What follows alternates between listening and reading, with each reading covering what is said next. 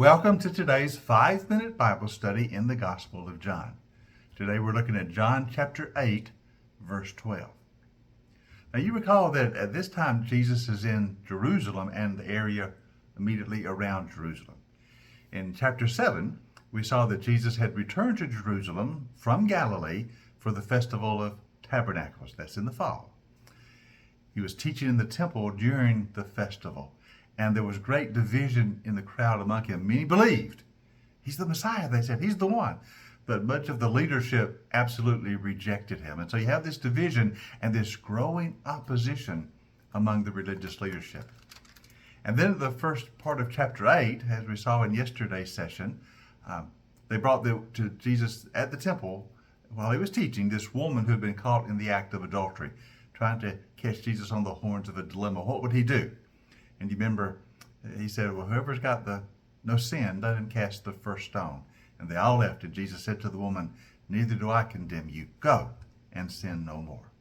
And now immediately after this, with all that has occurred, notice what Jesus says. Chapter 8, verse 12.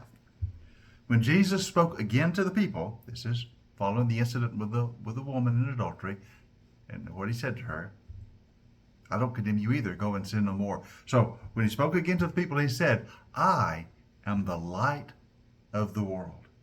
Whoever follows me will never walk in darkness, but will have the light of life. Jesus makes clear his affirmation, I am the light for the world. The world is in darkness, the darkness of sin, the darkness of rebellion, the darkness that comes from turning away from God, the darkness that comes from walking in a way not ordained by God.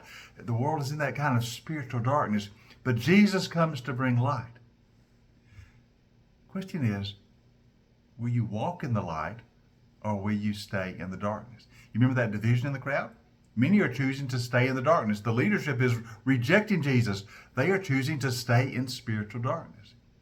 But many are choosing to believe and coming to the light. So Jesus says, if you follow me, you won't walk in darkness, but you'll have the light of life. If you'll believe in me, you'll know the light that comes from heaven. Jesus is claiming to be, in this statement, the Messiah. I am the light of life. Now, one of the things you'll notice as you go through the Gospel of John is Jesus has a number of these I am statements. Remember a couple of chapters back when he was dealing with a Samaritan woman? You remember, and he had a long conversation with her, and she finally said, listen, when the Messiah comes, he will explain all these things to us. And Jesus said, I am he.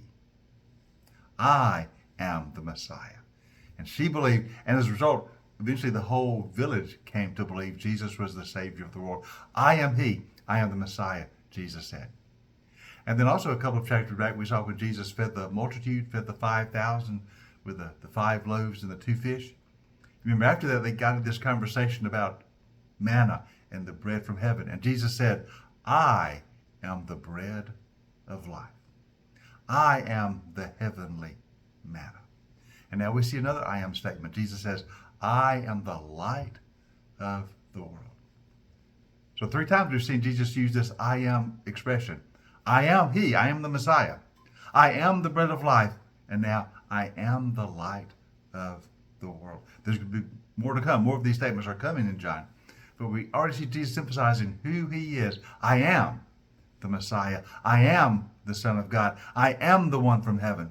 I am the one the Father has sent. I am the light of the world. Jesus is the light.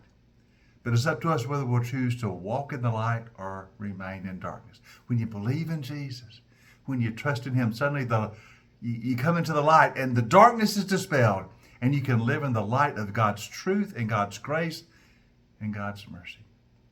But if you refuse to believe, if you turn your back on Jesus, you'll continue to walk and stumble in spiritual darkness. God allows us to choose. He makes it clear what the choice is, whether we walk in the light or in the darkness. Jesus is the light of the world.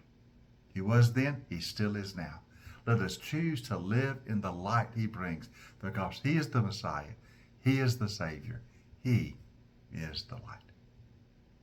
Hope you join us tomorrow for our next 5-minute Bible study in the Gospel of John.